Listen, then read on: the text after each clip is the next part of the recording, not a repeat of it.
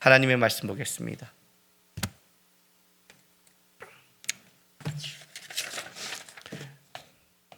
하나님의 말씀 요한복음 13장 36절에서 38절까지입니다. 제가 한 절, 여러분이 한 절, 마지막 절은 같이 읽겠습니다. 시몬 베드로가 이르되 주여 어디로 가시나이까? 예수께서 대답하시되 내가 가는 곳에 내가 지금은 따라올 수 없으나 후에는 따라오리라.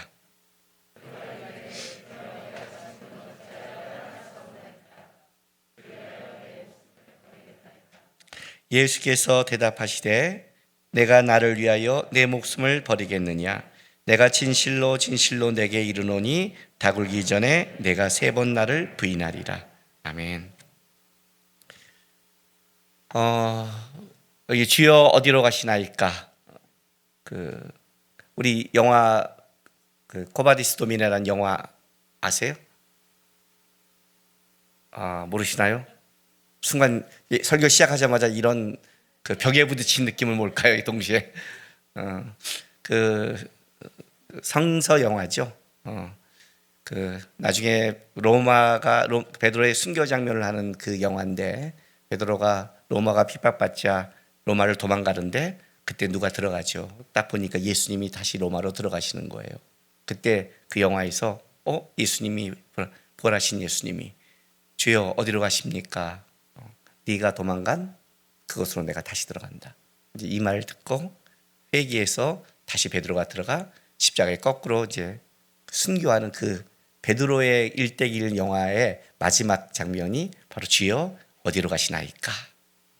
아마 그 영화를 만드는 사람이 오늘 이 요한복음의 이 고백, 아마 이거에 어떤 영감을 받은 것 같아요. 어쨌든 이 베드로의 인생의 가장 아픔이고 가장 중요한 아마 그 평생 사역 속에 잊혀지지 않는 베드로의 그 아픔이 아마 여기에 있는 오늘 사건이었을 거예요. 근데 오늘 이제 우리 요한복음을 보면, 요한복음은 이제 세 계명을 중심으로 뭘 하냐면 두 제자의 배신을 기록하죠. 정확히 말하면 한 제자의 배신과 한 제자의 부인에 대해서 기록하는데, 그것이 요한복음 이제 34절, 13장 34, 35절 세 계명을 너희에게 주노라 할 때 그 앞부분은 베드로 가룟 유다의 배신을 요한은 자세히 기록해요. 요한은 아주 자세히 기록하죠. 여기 오늘 13장 21절 보면 예수께서 이 말씀하시고 심령이 괴로워 증언하여 이르시되 내가 진실로 진실로 너희에게 이르노니 제자 중 너희 중 하나가 나를 팔리라. 자, 정확하게 하고 내가 뭐예요? 한 떡 한 족을 적사 준 그다 하고 내 할 일을 하라. 이걸 너무나 자세하게 가룟 유다의 배신을 기록하고, 그리고 오늘 본문도 봐도 33절 13장 33절에 보면 예수님께서 세 계명을 말하기 전에 작은 자들아, 작은 자, 나의 아들들아, 또 사랑하는 아들아, 자녀들아 이런 뜻이에요. 아이들아, 내가 아직 잠시 너희와 함께 있겠노라.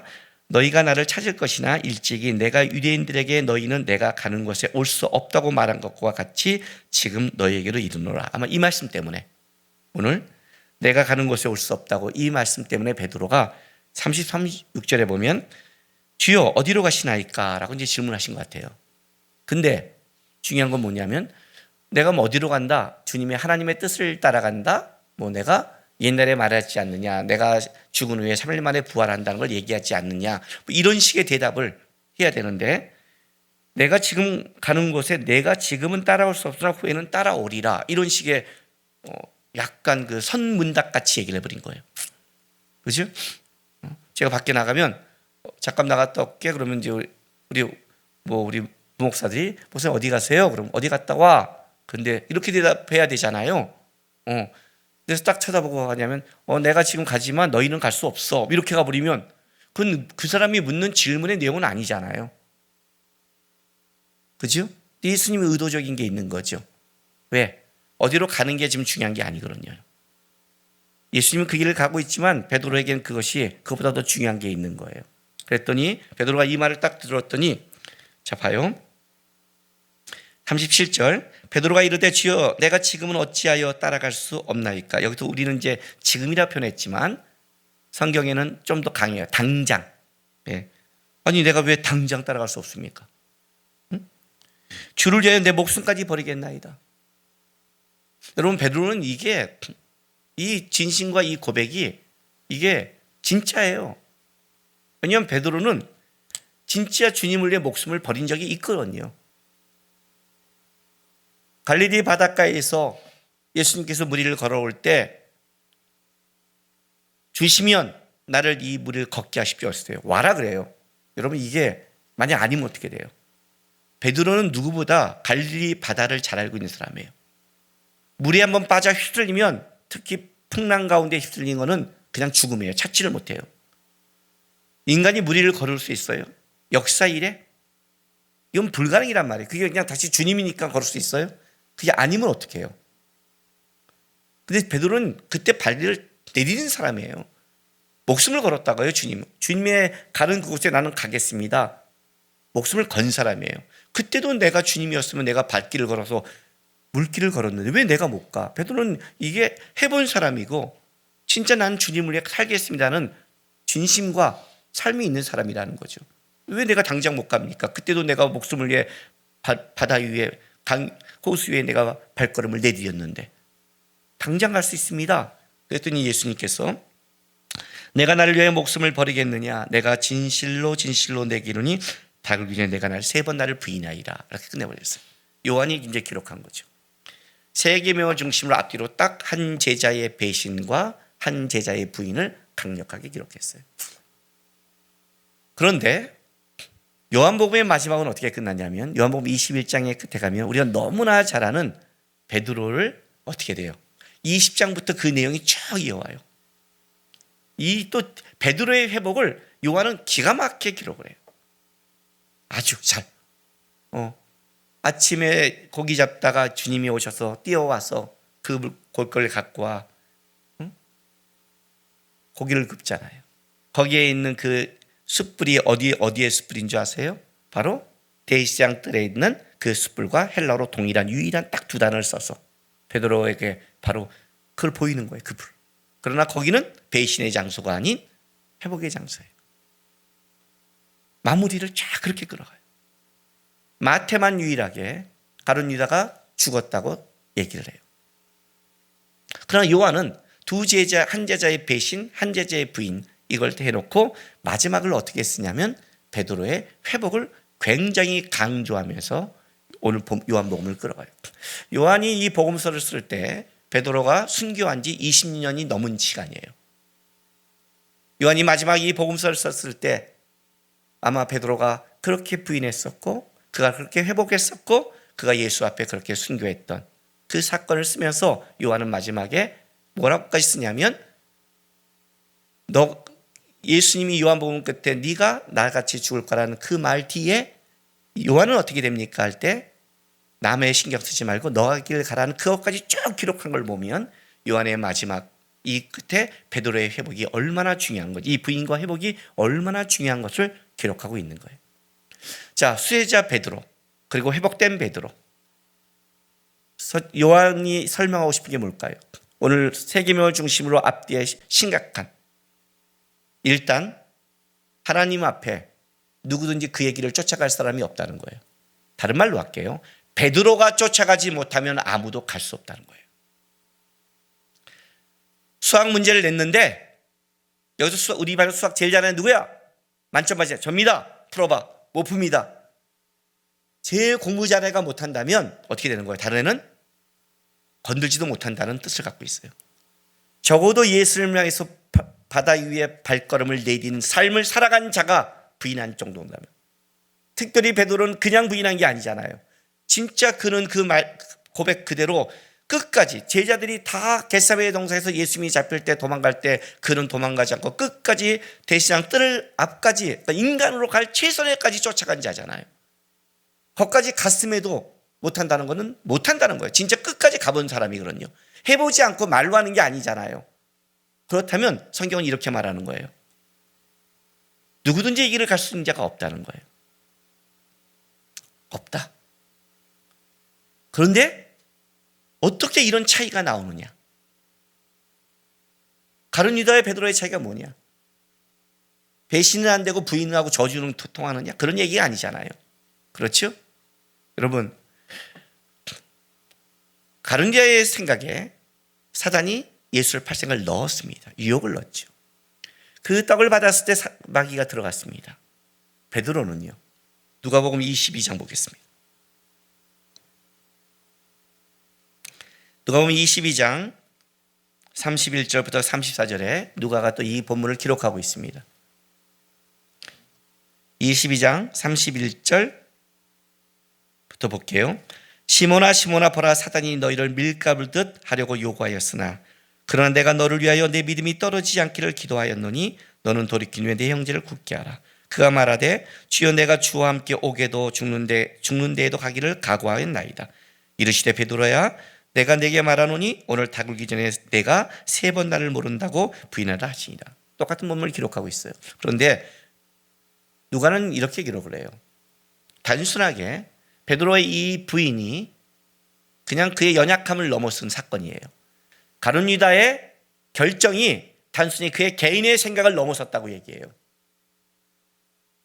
가룟 유다의 생각 속에 그 유혹, 그 속에도 어떤 의문이 있었지 모르겠지만 그러나 사단이 그의 생각을 넣고 사단이 그에게 들어갔다는 가룟 유다의 개인적인 생각을 넘어선 사건이 있다고 얘기할 뿐 아니라 베드로의 부인도 단순히 베드로가 가다가 연약해서 모태라고 성경은 말하지 않고 뭐라고 하냐면 사단이 밀가불들 너를 청구했다는, 지금 이 사건 속에 사단이 날뛰고 있다고 얘기를 하고 있는 거예요.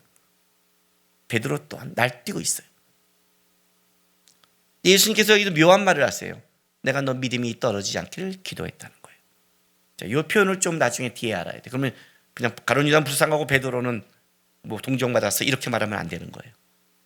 어쨌든 어떤 문제와 시험이 올 때 그것은 그냥 한 개인의 생각과 의지를 뛰어넘어 사단이 밀가불들 작동하고 있는 거예요. 사단이 날뛰고 있는 거죠.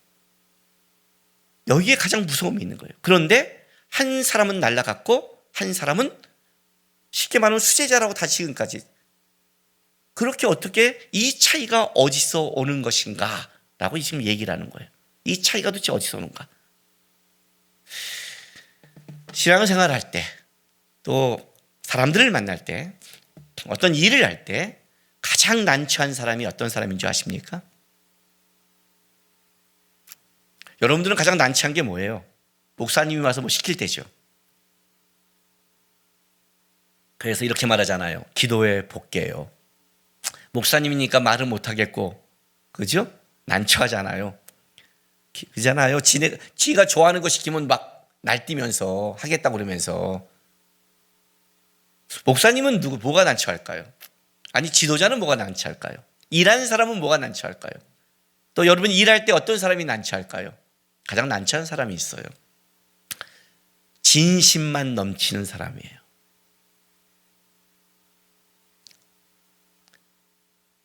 진심은 있는데 실력이 없는 사람이 가장 난처해요. 왜냐하면 그냥 진심으로 끝나는 사건이 아니니까. 거기는 책임이 따르고 문제가 따르는 거니까. 진심으로 모든 게 되면 뭐가 문제겠어요? 신학교 다닐 때 교수님들이 이렇게 말해요. 가장 무서운 애들이 누군지 줄 알아? 공부할 때 내가 제일 무서운 애들이 누구예요? 1학년이야. 이것들이 신학교 들어올 때 여러분 어떻게 들어오겠어요? 신학교 딱 힘올 때 기도할 거잖아요. 뜨겁게 내 하나님 내가 주인님 앞에 아골골짝 어디든지 가겠나이다. 그 다음에 이제 2학년 되면 좀 바뀐다고 그랬죠. 아골골짝 어디든지 생각해 보겠습니다. 슬슬 4학년 때는 아골골짝 어디는 제가 쟤를 보내십시오. 이렇게 바뀐다고요. 이게 왜? 4학년이 점점 올라가면 이제 고민을 하는 거예요. 내가 신학하는 게 맞나? 내가 이 길에 갈 수 있나? 내가 그 하나. 1학년 때는 그게 안 보여요. 2학년 때는 뜨거워요. 뜨거우니까 뭐가 있냐면 열정이 있어요. 그러니까 막 교수님한테 왜 안 됩니까? 그러는데 이거는 무섭대요. 그 교수님이 그래요. 일단 걔네들이 갖고 있는 거를 다 자른대요. 자르면 뭐가 남는 줄 알아요? 자기는 이만큼을 갖고 들어왔는데 이쑤시개가 남는다는 거예요. 네가 갖고 있는 진짜 실력은. 그리고 어떻게 돼요? 이걸로 막 이쑤시개를 막 교수를 찌르려고 지랄한대요. 내가 이거밖에 안 된다고? 내 열정, 내 진심, 내가 주님 앞에 죽을 각오가 됐는데 왜 저를 그렇게 보세요? 막 대는데요. 그때는 안 된대요. 왜? 그 열정과 진심이 너무 뜨거워서. 놔둔대요. 2학년, 3학년, 4학년 올라가면서 점점 열정이 식는 게 아니라 진심으로 안 된다는 걸 보기 시작하는 거예요. 제가 결혼해서 신혼부부들이 제일 난처한 게 뭔지 아세요? 특히 이 아내들이 꼭 이런 말을 해요. 문제 있는 사람이. 남편이 거짓말했대요. 무슨 거짓말? 결혼하면 이렇게 해준다고 그랬대요. 그 말을 믿었니 너? 그러면 거짓말이에요? 거짓말 아니야. 거짓말이잖아. 아니야. 왜 아니요? 진심이야. 근데요, 실력이 안 돼. 하늘에 별을 따다준다고 그걸 믿고 결혼한 여자가 머리가 문제가 있는 거지. 자, 별을 따와. 그걸 말이라고 해요? 마음이 그렇다는 거지. 내가 제일 좀 싫어하는 말이죠. 말이 그렇다는 거지. 그잖아요. 그냥 내 마음이 너한테 그런 마음이야를 얘기한 거지. 그걸 또 믿어 여자가? 믿은 네가 바보지. 실력 없는 네가. 그 남편이 해줄 수 있는 진심과 실력을 구별해야 될 거 아니야. 그죠? 내가 손 안에 물 한 바구니 묻혀주지 않고 할게. 그걸 믿어? 재벌집 아들이라면 믿겠다. 그러나 대부분 말이 그렇다는 거예요. 결혼해서 또 그러죠. 그 당신이 설거지해. 손에 물 한 모금 묻히지 않는다 했잖아. 그러니 싸움이 나지. 진심과 실력을 모르는 거예요. 근데 뭐가 문제냐면 다른 사람을 분별할 때도 이게 어렵지만 문제는 우리가 이게 내 자신도 그렇다는 거예요. 내 진심이 실력인 줄 알아요. 내가 마음 먹으면 그게 된다고 생각을 해요. 그리고 그 얘기를 해주면 왜 내 진심을 받지 않느냐요. 이 얘기를 하고 있는 거예요. 우리 이런 말이 있죠. 노력하는 것보다 노력하는 자보다 즐기는 자를 이길 수 없다. 이 말 아세요? 들어봤죠? 진짜요? 진짜 그래요? 제가 얼마나 노래 즐기는 줄 아세요? 다음 주부터 내가 찬양 인도할까요? 소진영 빼고 은혜가 될 것 같아요? 우리 아들과 상담할 때 그 상담을 해줬어요. 어느 날 하준이가 아빠 내가 인생을 어떻게 살아야 될지 모르겠어. 고등학교를 졸업하고 CD를 사달래요. 이렇게. 왜? 그랬더니 내가 내가 뭘 먹고 살아갈 거를 가보려면 내가 해보고 나서 내가 탤런트가 있는지 없는지를 결정해야 되잖아. 이렇게 말을 해요. 그래서 내가 그렇지. 근데 하준아 너는 음악은 아니다. 왜 해보지도 않고? 아빠가 인생을 살아봤더니 그렇더라. 자, 한번 점검하자. 너 말 잘하니 못하니? 어디 가도 말은 A뿔이래. 그렇지 벌써 증명됐지. 글도 잘 좀. 그래 증명됐어. 그림은 그림도 잘 그린데. 아니 그림은 좀 모자라. 왜? 너의 창작 생각하는 것 창의력은 뛰어난데 아직 손에 그림은 표현돼야 되는데 아직 스킬을 넌 더 배워야 돼. 아빠가 그림을 배워왔잖아. 계속 이거를 제가 화실 가서 미대 가려고 그림 배울 때 처음 당황한 게 뭔지 아세요? 그림을 그리지 않아요. 스케치북에 똑같은 선을 치는데 일주일 동안 어깨가 빠진 줄 아세요. 내가 이거 하러 왔나? 근데 이 선과 터치가 분명하지 않으면 안 나오거든요. 결국은 이것부터 가르치는 거예요. 넌 아직 터치가 부족해. 음악은 모르겠대. 모르겠다는 건 없는 거야. 왜? 천재는 어렸을 때 알아. 부모가 벌써 네가 거기에 너 기억 안 나? 네? 피아노를 8년 학원 보냈는데 체리를 못 치는 우리 아이. 그러면 작곡이 뛰어나죠. 그쪽으로 벌써 했지. 벌써 해 지금. 음악을 다 두각 나타났지. 왜 안 되는 줄 알아? 왜? 네가 아무리 잘해도 그 세계에 들어가면 잘하는 놈끼리 붙어.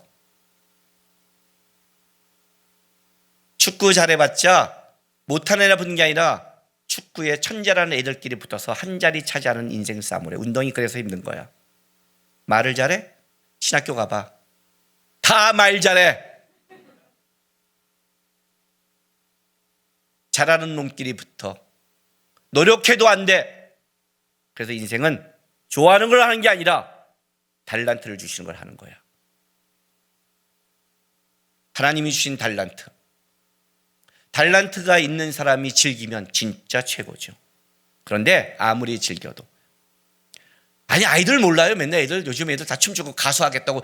아니 요즘 애들 치고 잘하면서 한 번 가수 안 하겠다. 노래 음만 잡아도 가수한다고 그러잖아요. 조금 몸만 흔들어도 가수하겠다고 다 하잖아요. 가수 돼요? 안 된다고 그래요. 왜? 잘하는 놈끼리 붙잖아요. 가진 놈끼리 붙잖아요. 노력한다고 어떻게 돼요? 주시지 않았는데. 마음이 있다고 어떻게 됐냐고요? 즐긴다고 어떻게 됐냐고요? 진심으로 어떻게 통하냐고요? 베드로가 좀 착각한 게 내가 하나님 주님을 향한 진심이 있습니다 라고 말을 해요. 네 진심이 아니야. 무슨 말인지 아세요? 진심은 진리가 아니에요. 신앙의 근거는 진심이어서는 안 돼요. 신앙의 근거는 진심이 아니라 진리여야 돼요. 진리가 뭐예요? 예수라는 거예요.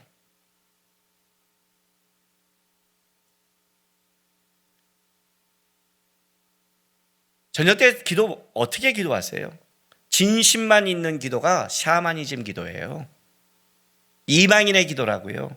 비나이다 비나이다 천지 신명깨비다. 내 진심과 정성을 통해 신을 감동시키겠습니다. 이해돼요? 기독교의 기도는요 완전히 다르죠. 어떻게 달라요? 오늘 예수님이 하신 말씀이에요. 보세요. 36절. 시몬 베드로가 이르되 주여 어디로 가시나이까? 예수께서 대답하시되 내가 가는 곳을 내가 지금은 따라올 수 없으나. 지금이 언제요? 진심만 있을 때는 따라올 수 없으나 후에는 따라오리라. 후회가 뭐예요? 내 진심이 깨졌을 때, 내 진심으로 안 된다는 걸 알았을 때, 나는 가능성이 없는 존재라는 걸 철저히 깨달은 그 후에 내 고백과 내 열정으로는 어떤 것도 안 된다는 것을 철저히 깨달은 그 후에 그때만 가능하리라. 누가복음 다시 볼까요? 누가복음 이걸 좀 더 31절 32절 보세요. 시몬아 시몬아 보라 사단이 너희를 밀가부를 하려고 요구하였으나 그러나 내가 너를 위하여 내 믿음이 떨어지지 않기를 기도하였노니. 누가? 근거가 누구예요? 예수예요. 내가 너를 붙잡고 있었어요. 그러니 어떻게 해요? 너는 돌이킨 후에 내 형제를 굳게 하라. 돌이킨 후에 형제를 굳게 하라. 하나님의 사역, 하나님의 일은 전제가 있어요. 돌이킨 후에, 부인한 후에 뭐가 부인돼야 돼요? 내가 뭘 돌이켜야 돼요? 회개가 전제예요. 기독교인의 철저한 회개예요. 기독교인의 기도는 하루를 돌아볼 때 어떤 거냐면 진심을 얘기하는 게 아니라 뭐예요? 하루의 삶 속에 주님, 내가 내 힘으로 안 됩니다를 자기 성찰이 전제예요. 난 주님의 도움이 필요합니다. 주의 은혜 아니면 오늘도 저는 사탄에게 밀가불도 튈 수 있는 놈입니다.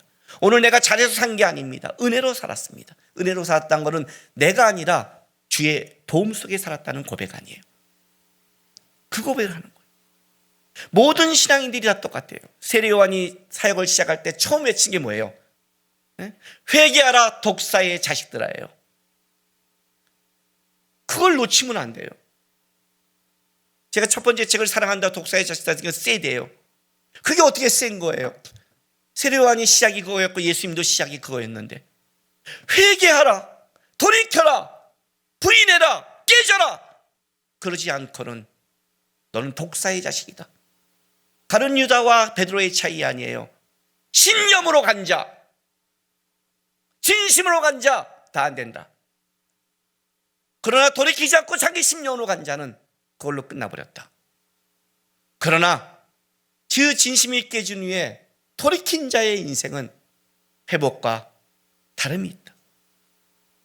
그 다음부터 베드로는 자기 진심, 자기 열정, 자기가 바라보는 걸 보고 붙잡고 살아갔을까요? 그건 기독교인의 삶이 아니에요, 여러분. 기독교의 삶은 끊임없이 돌이키는 삶이에요. 예수 앞에서 돌이키는 거예요. 회개예요. 죄란 유혹 플러스 의지의 결과라고 했어요. 그죠? 하와한테 유혹을 줬지만 내가 의지가 그걸 가지 않으면 어떻게 돼요? 죄가 아닌 거고 의지가 가면 죄인 거죠. 결국 의지라는 행동이 중요한 거죠. 왜 회개에 합당한 열매를 맺은 줄 아세요? 합당한 열매예요. 여러분의 마음이 중요하지 않다고요.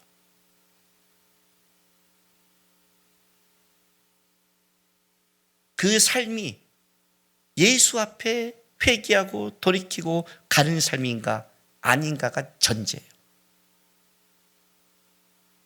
그렇지 않고는 이 길을 갈 수 없고, 그렇지 않고는 제자의 길을 따라갈 수 없는 거예요. 자기를 부인하고 자기 십자가를 지는 자는 나를 부인해야지 이거 갖고 안 돼요. 왜 내가 부인될까요? 깨져봤거든요. 내가 아닌 걸 알았거든요. 내게 어떤 것도 선이 없다는 것을 철저히 봤거든요. 베드로가 왜? 가봤거든요. 안 된다는 걸 알았거든요. 깨져봤거든요. 자기가 당당하지 못하다는 걸 알았어요. 예수의 은혜 아니면 갈 수 없는 게 이거였구나. 그 다음부터 베드로는 철저히 주님을 의지하지 않은 거예요.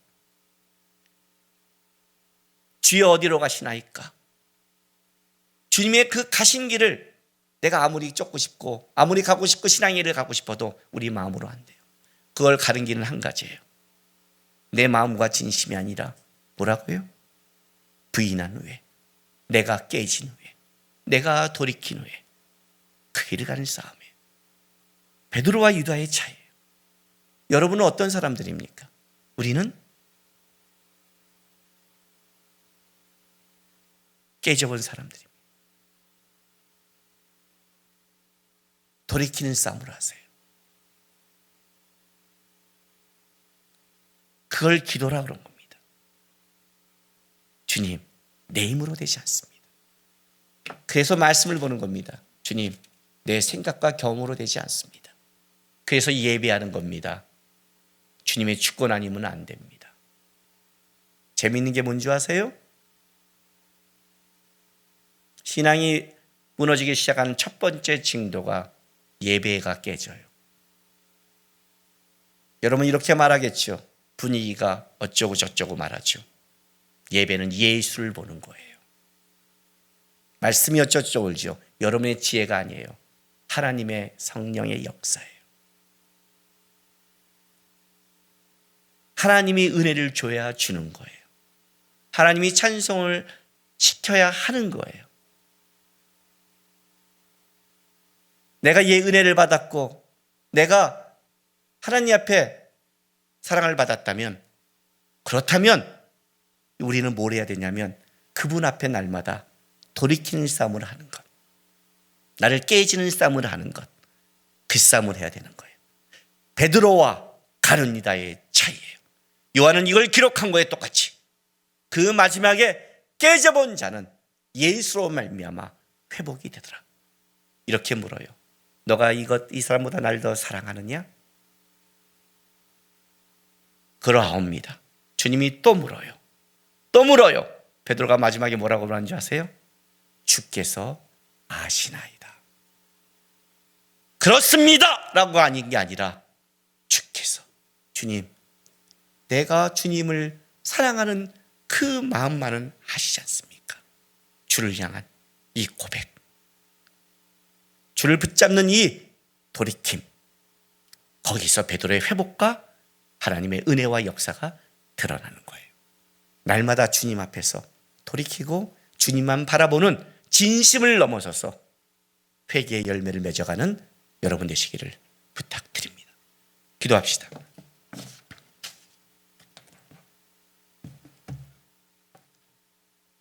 하나님, 주만 보게 도와주십시오. 주님을 보되 제대로 보게 도와주십시오. 베드로처럼 주님 보면서 내 진심만, 내 마음만 토로한 자가 아니라 주님 앞에서 내가 얼마나 부족하고 내 진심이 안 되는 나를 좀 포기하시고 그리고 주님만을 좀 붙잡는 신앙 되게 도와주십시오. 다 같이 우리 기도하며 나가겠습니다. 기도하겠습니다. 주님,